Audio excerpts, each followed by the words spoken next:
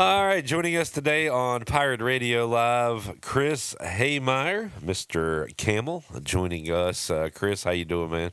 Hey, I'm doing great. How are you, Clip?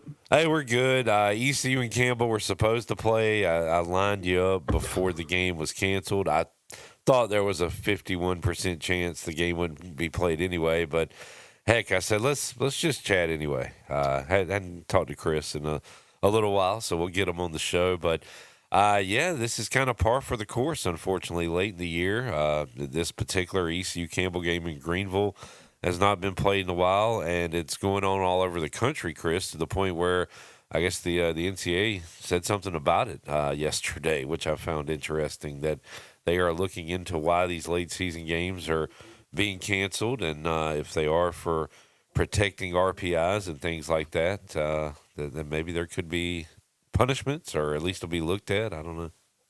Yeah, you get it in this case, don't you? For both teams, it's starting to look like, even though, again, we're close to ECU and we follow them all year, of course, and so we know what kind of team they are. But it's looking like both teams. It's definitely the case for Campbell, even though they've done some amazing things this year. But both teams may have to win their conference tournament to get to the NCAA tournament. So I think that's first and foremost on everybody's mind. And also too, like they have the relationship where and credit both Campbell coaching staff and ECU coaching staff and especially Cliff with the fact that they know that the first midweek of the season is going to be up here in Bowie's Creek, which means a lot to us. And even though this game, the final game of the regular season, and it's been rain a couple times too. People I think have in their mind that it's always an RPI thing for one of the two teams, but Mother Nature hasn't been great to them. And if it might rain, do we want to go all the way there, especially this week so big leading up to the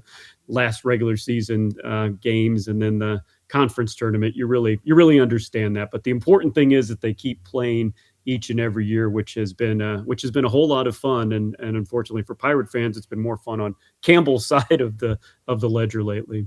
No doubt. And Chris, a rough weekend for the Pirates, losing 2 out of 3 to Rice. And now, back when you were around these parts, Rice was really good. And Yeah. now David Pierce trying to get them back good, and they are having a pretty good year, sitting third in the American. But last week I looked at it, and I think it was Baseball America in this particular projection I looked at, but it had 6 teams from North Carolina, and it was Duke, Carolina, NC State, East Carolina, Western Carolina, and Campbell, I believe, were the teams that were in that mix. East Carolina's probably on the wrong side of the bubble right now. You said Campbell probably need to win their conference tournament to get in, but how about the Camels and the season they have had since we last saw you in February? Yeah, it's been an amazing season for Campbell, and they're kind of going through a little bit what ECU is going through. The American this year has not been the conference it has in the past. The CAA is usually a multi bid league, and this year Campbell has run away with it. They wrapped up their division title and have the best record in the conference, and they did that 2 weeks ago.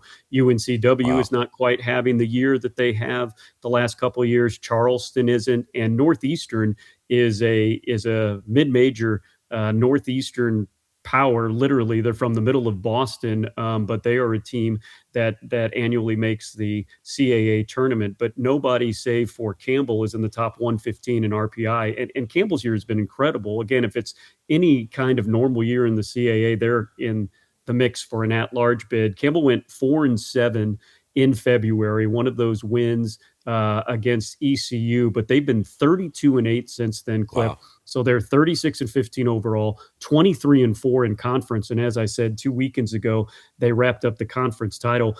More to the point of how strong that they have been this year is they are 16-1 on the road since February. And the only loss on the road since February has been at UNC when they were ranked in the top 10. And that was a game that was on ACC Network, didn't start until 8, went 14 innings, and ended at about 110. Campbell lost on a walk-off in the 14th inning when they had their left fielder pitching for them. It's been an incredible bounce back year for Campbell, and this is the second year for their head coach, Chris Marks. 11-game win streak came to an end on Sunday. They had a 9-game win streak earlier this year. And in that 9-game win streak, they won midweek against Duke, Coastal Carolina, and NC State. That was an 8 day stretch, and back to back games, they've only lost one time since February. The RPI is at 69 again because of the conference. It was a non conference strength of schedule for Campbell that was in the top 50 until this last weekend. The CAA is one of those conferences that has an uneven number of teams in baseball. So they had to play against Gardner Webb and Bradley this weekend, and Boiling Springs, two other teams that had late buys in their regular season schedule. And both those teams, unfortunately, were over 250 in RPI. So that hurt them a little bit non conference. But it's been fun to watch this year that they remind you of the teams that went to the NCAA regionals 5 straight years from 2018 to 2023. Where's the conference tournament this year, Chris? So that's the big thing too. Even though UNCW hasn't had quite the year Oh, that that's right. we have come to expect, it's down there at UNCW since they won the tournament. But it's really interesting, right? So only 6 teams make the tournament on the CAA side. Campbell has already secured a first round bye, and Campbell this weekend will play their last regular season CAA series at UNCW. So they will play at that ballpark for 3 times in games that quote unquote don't matter. They will stay in the same hotel they're going to stay in. They'll come back to Bowie's Creek, which is just 2 hours away, for a couple of days after this Sunday, but then go back down in the middle of next week for the tournament. So it's as good as you could have the situation and the familiarity, save for having it here in Bowie's Creek at Jim Perry Stadium. Yeah, I should have known that or remembered that. Ken Watlington joins us, WNCT Channel 9, UNCW grad. And yeah, he was bummed out last week about Wilmington. And at that point, he was worried that they might not make their own tournament. Do you know what they need to? Are they out, Chris? Do they need to beat Campbell? Do you know what they need to do? Well, they're the top two in each division automatically go to the tournament, and then it's on RPI. So they are Gotcha. looking for the fifth and sixth seed. So they're looking pretty good, no matter what happens this weekend. And again, if them with their tradition and the fact that they were there last year and they're hosting, it's going to be quite a tournament down there. And again, Campbell hoping to get back after a 2 year absence. Speaking of Ken Watlington, what was it like spoiling their basketball season in the conference tournament, Chris? That was, it stinks because we have Mac McCarthy on, and he talks about the great Chattanooga teams he had that would go 30-3 or whatever, and then lose in the championship game and not make the tournament, and it's such a bummer. And Wilmington had a fantastic year, but. The Camels got him when it mattered, and I know that was a fun win for you guys. Yeah, it was really fun, and 2 times in the regular season they were really close games. So I think Campbell, and I know Campbell had a lot of confidence going in there, and isn't that the shame of it all? And again, we're coming from the perspective, and especially where I'm at Campbell, in what has the CAA, unfortunately, with all the changes, it's turned into a one bid league. But when they talk about expanding March Madness, and you say, man, wouldn't it be great if they expanded March Madness and had a little bit of room for some mid-major at-larges instead of the ninth, 10th, and 11th place teams in the big conference? I know for all the reasons why that can't happen, but there was a little bit of hope in me. It's like, if they're Yeah, talking about expanding the conference, maybe can they whittle out this little, because it is a shame, and the facts that the NIT rules have changed too. That used to be a big carrot where your regular season team automatically from the mid-major conference went into the NIT. UNCW did get there, and they ended up winning a game again, showing how good of a team that they were. But that is a shame. What has kind of happened with that? It also makes the conference tournaments really, really, really, really exciting. true. Which that if you get in, you have a chance, and that's why I'm not against the fact of those conferences that have those wacky tournament brackets where if you're the conference champion or the number one or number two seed, you literally wait 5 games to play a player. I mean, I think Yeah, the regular season is so great in mid-major basketball that it just makes it even that more. And of course, when you're a team that upsets the number one seed, you think it's the best thing ever. But ask me how I felt back in the 2018 season, Chris Clemens' senior year, when Campbell was the regular season champ and then ended up losing in the semifinals. It's not fun when you're on the other end of it for sure. And I'm with you, Chris, on these new tournament formats. Starting to see more and more of it. East Carolina women were able to advance all the way to the semis without playing a game, and by the time they were the last team to tip off in their first conference tournament game, they didn't play until like Friday night at 11 o'clock. Everybody else had played at least one game, and you can blame the rust or whatever, but they were not good and ended up losing.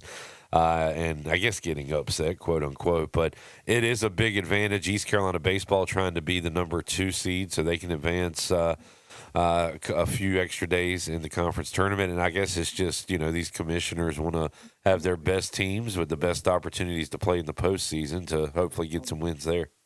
Well, that's the thing, right? Because something that you don't think about as well. And again, it's fun when you don't have a dog in the fight and you're watching all these one big conferences battle it out. And UNCW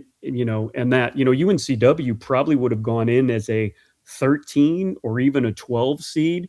And what that means is, when you're not, playing in the playing game or when you're not the 16th or 15th team, you got a chance to win. Yeah. Because again, the 5-12 upsets have always been a thing, but we've seen upsets even more up the line there. And again, that share that you do win that is nothing to the Power Fours now means a lot to the CAA because it's not just that school. If you get a win in the NCAA tournament, that goes to everybody in the conference, and then gives you another chance at another win and so on and so forth. So those Cinderella runs mean a whole lot for the school, but they also mean a whole lot for the conference as well. So you can see why they're doing it because the conference commissioners are thinking of the overall health of everybody. And if you get your best team in there, you get a better seed and thus get a better chance to win. Chris, a couple of football questions, and we'll let you run.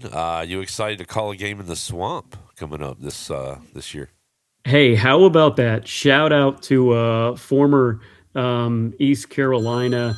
He was a former East Carolina baseball announcer even before me. Ricky Ray. He is the AD down at Stetson now. When he was here at Campbell as a senior associate, he signed a contract with Florida. He was told by our AD at the time to go out and see how much money you can get in some place that's a bus drive away. South Carolina or Georgia didn't return our calls, so we went down the rest of the SEC. Florida picked up our call, said that they would do it, and every year we think, you know what? One of the new guys down in Florida is going to look at this on the contract and say, "Hey, we need to talk about this." But sure enough, we're going to the Swamp, and it's going to be a lot of fun as Campbell takes on their first SEC team ever. Very cool. Very cool. I know, boy, Pirate fans left the Swamp frustrated. We had them on the ropes years ago. It was 2015. And the ball slips out of Blake Kemp's hand. Had Zay Jones, could have probably I been know, the game tying touchdown, and that was a frustrating one, Chris. So right? maybe Right. I remember that one. maybe you can put a little scare into them. How about your Chiefs? Did they bounce back, or is their Andy Reid and Patrick Mahomes' reign of terror finally over in the NFL? Clip, and I'm sure everybody's like, man, I'm so glad that whenever Chris Hemeyer is on, Clip asks him about the Chiefs, a tradition unlike any other, really. It's been the last decade and a half. So they needed defense in the draft. They went out and got defense in the draft with their first 4 picks, and this isn't rolling over. This isn't saying that Patrick Mahomes can't make something magic happen even when he's on one knee or a repaired knee. But for a fan that grew up never seen the Chiefs in a Super Bowl, the fact that they had 7 straight AFC championship games and then made the Super Bowl in 5 of 6 years and won 3 of those, I'm good. Like, we're good. Yeah. Sit back, see if the Panthers can do something. So either way, everything is just icing on the cake right now. Maybe that's in my older age. I have just learned to sit back and be thankful for what you have, which I very is, and which I have, and I'm very thankful for the last 10 years of Chiefs football. And by the way, for a connection, I know you're like Chiefs, but I have to be a Patriots fan now because former Campbell tight end Julian Hill, who was with the Miami Dolphins for 3 years. He was a Fayetteville kid that came up here as a quarterback, turned him into into a tight end. He just signed a 3-year, $15 million contract with New England. You Cool. don't know who Julian Hill is. He doesn't have many stats because he's one of those big blocking tight ends. But if you need a reason to like the Patriots, which many people don't, we got a local guy and Campbell's first ever NFL player who will Oh, wow. now be in there for his fourth year. So Julian Hill with the New England Patriots. Not that New England has any other headlines that might have overshadowed that story here in the offseason, but they signed Fayetteville native and Campbell alum Julian Hill. All right, Chris Hemeyer, big Mike Vrabel guy. You heard it here on Pirate Radio. Uh, from one Super Bowl team to another one, Chris, you just can't go wrong there. But good stuff, man. Well, good luck to the Camels in the CAA tournament, and hope to see them in postseason. And what I really hope is that one day East Carolina can beat them again in baseball. That is my dream, Chris. But you can't always get what you want, I guess. Hey, it hasn't happened since back in May 2022, but we Oh, appreciate that this series keeps going on, and maybe we'll get to come down there for a game one of these years. And you know what? Let's both get in the tournament and meet in Chapel Hill and raise some heck. all right, Let's just do that. That would be a fun thing to do in a couple of weeks, right? But no Pirate doubt. Nation, Camel Nation, take over Chapel Hill. They don't get there early or set up in the parking lot, so there would be plenty of space for all of our fan bases to make some noise up there. Chris, enjoyed it as always, man. Appreciate you. Have a good one, and we'll talk again down the road. All right, thank you so much, Clip. I appreciate you having me on.